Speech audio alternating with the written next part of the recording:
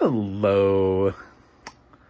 Yep, you are back for my Toy Story binges.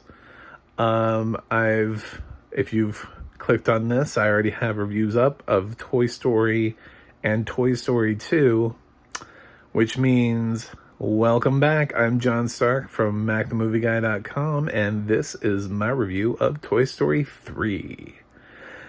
I'm a blind film critic, and this is my first time watching Toy Story 3 since losing my vision. And I got to do that with audio description, which was cool and interesting, all in itself. This has audio description on Disney Plus, and yet again, it has audio description from a different narrator. Every Toy Story film has a different narrator, I guess. So, cool. That's fun. It's just an interesting choice, but yeah. So I have seen Toy Story 3 at least a couple times. Because it's newer, I can't do that thing where, like, with the other films, I'm like, I don't know, I've seen Toy Story 47 times. I've seen Toy Story 3 6 or 7 times, maybe. I'd go with that. Maybe as little as 5 to 7. I'll say 5 to 7 times, with this maybe being the 7th or 6th or 7th. So, yeah. I really like this film. I really like Toy Story 1, 2, and 3. Now, of those movies, I would put them in the order of 2, 1, 3, and I gave 1 and 2 both an A+ because I consider those both Desert Island movies. And I said in both of my reviews that I will get to you. When I get to Toy Story 3, we will talk about that little reason why this one doesn't get a plus. It doesn't mean that the film is bad. I'm not giving this an A-. I fully agree with why this film got a Best Picture nomination. I love it. I think it's awesome. I actually wear Lotso around my neck. I actually have my keychain. In case I ever drop it, I have it with like extra weight. Because I don't keep keys. I have keys for like work and everything like that. And I usually wear it on a lanyard. And hanging on my lanyard is a Lotso doll. No shit. So, I'm a pretty big Toy Story fan. He provides weight for my keys, so that way, you know, when they fall, I will hear it hit the ground. I'll also feel it leaving my neck. My neck will feel a little bit less, weighted. But it's not like a full on. I'm not wearing Lotso, like the full-size Lotso doll. He's like a large keychain, I guess you could call it. But he's stuffed, and when I got him, I don't know, 10 years ago, he used to smell like strawberries. Anyway, I love living close to Disney World. Anyway, yeah, so I am a huge fan of this film, and I love what it did, and I love rediscovering it and the little things. And when you watch the films back to back to back, you notice little things. And like this time around, I noticed that when they talked about the toys that they had lost along the way, one of them was Wheezy, and I was like, "Damn, you guys lost Wheezy again!" The catalyst for Toy Story 2 was saving Wheezy. What does she keep throwing him away and you guys keep rescuing him, and one time you couldn't save him? You know, like one time you were like, no. And she's like, where is this? Why does this fucking toy keep ending up in Andy's room? I keep throwing this damn fucking penguin away. Why does he keep ending back up in this room? Anyway, I like to imagine what's going on in Andy's mom's mind when she's going through that situation. I always thought it was weird that Bo Peep was in a boys' room anyway. Like, it's a kind of a weird choice to have in a boys' room, so it really wasn't surprising that we lost Bo Peep. But yeah, She's not in Toy Story 3, which I remember was a big deal back in the day. Everyone was like, oh my God, where's Bo Peep? And I don't think they knew at the time that they were going to be making Toy Story 4, because this one really does close the book solidly on the franchise, which is one of the reasons I'm not a huge fan of Toy Story 4. With this film, man, I remember being in theaters, and I keep getting stuck on the front damn row of these these theaters because I go see Toy Story on opening weekend. And while I don't think I was for the first Toy Story, I can't remember exactly where I was sitting because I was much younger. I remember I was front row for Toy Story 2, and I was like literally on the end of the front row. And for Toy Story 3, I remember I was like front row, but I was like center. So it was like the first row. I was like looking up at the screen, and I just remember it being like packed. And I remember there was like one chair between me and like the other guy next to me who was also like a grown-ass adult. And man, when we got to the Andy scene at the end of this film, like both of us, you could hear us, like both of us were like trying not to audibly cry. Because, and like this dude was there, and he was there with like his like family. This is what I remember. And he was like sitting to my right. And he was just this like big dude like me. And he was just like, you could hear, like I heard him, and I was like, I totally understand. We're both in this together. This is really sad. Just, like when Bonnie makes Woody wave goodbye, it's what fucking destroyed me. I was just like, what is this film? So yeah, I connected to it emotionally.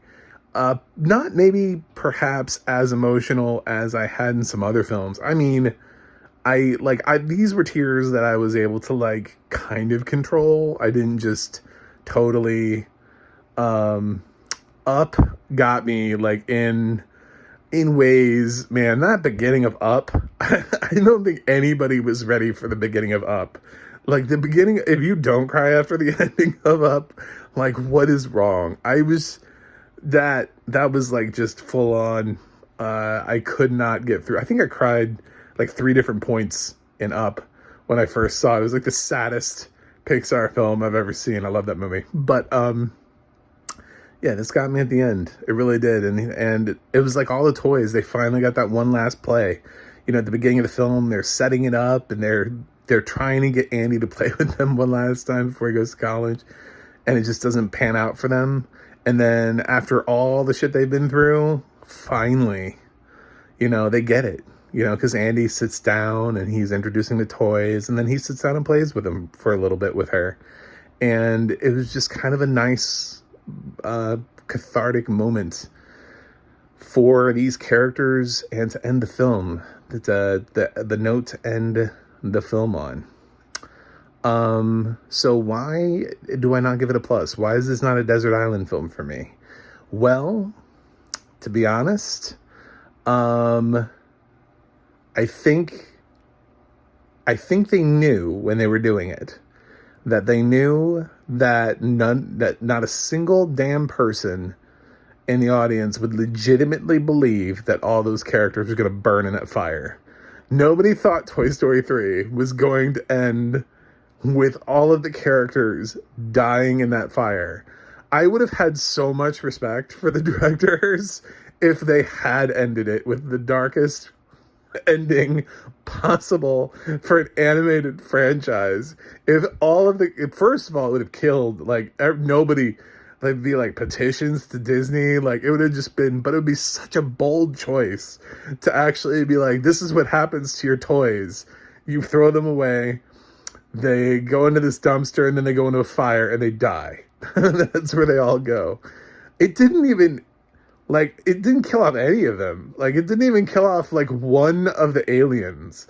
You know, there's like a trio of them. Like, there could have gone down to a duo. It didn't care. They couldn't even have, like, just like a random toy in there who, like, they hadn't even met before, that just happened to be in trash with them and was like, I don't know, I was thrown away. Oh my God. So like no one knew that scene. So yeah, I accept it, and it's like it's well done, and I know that there's nothing they can do about it because they can't control the fact that the audience just will never believe it. I know what they wanted to do and they wanted to achieve it. And for like little kids, I'm sure it's effective, but nobody over like a certain age was like, yeah, this is where Woody and Buzz die. Like I even remember in the theaters, there wasn't like, there were like the only people who were like upset about it were like the tiniest voices. It was like the 4-year-old kids that were like, no, like there was nobody who legitimately believed those characters were gonna die. So that scene always just kind of is a wash for me because I'm just like, of course they're gonna find a way out. I'm not even remotely worried for them. I've been more worried for the characters in other scenes in the franchise, but not that scene. Also, for the people who think that's Sid, that's definitely not Sid. Sid, like, did not have a Lotso bear growing up. Did Sid strike you as the kind of person who would do that to toys? And he's like, oh, I had one of these growing up? Like, what? No, he didn't have... No. No. Sid is not a nostalgic person. So, whoever that trash truck driver is, it was supposed to be like a nice nod to Sid, and a lot of people were like, oh, it's Sid. That's just a coincidence. I'm sure, like, you know, my last review I was talking about Andy's mom being Emily, but yeah, so it's not Sid. I mean, I caught that line of dialogue and I was like, nah, I know a lot of fans want it to be Sid. It's not. Yeah, I like Toy Story 3. It's a great film, and I'm glad it got nominated for Best Picture. Not because necessarily Toy Story 3 was in the top 10 of that year, but it was sort of like, you know, justice for the franchise. Sort of like why Return of the King won Best Picture, if we're being honest. It was the end of the trilogy. It was the last time for them to give a Best Picture Oscar to one of the Lord of the Rings films, which back in the time was a huge deal. It revolutionized filmmaking. He shot 3 films back to back, and they were these huge epic hits. So, of course, Return of the King was going to win Best Picture. So the fact that Toy Story 3 managed a nomination was just sort of righting the wrongs of not being able to nominate 1 and 2.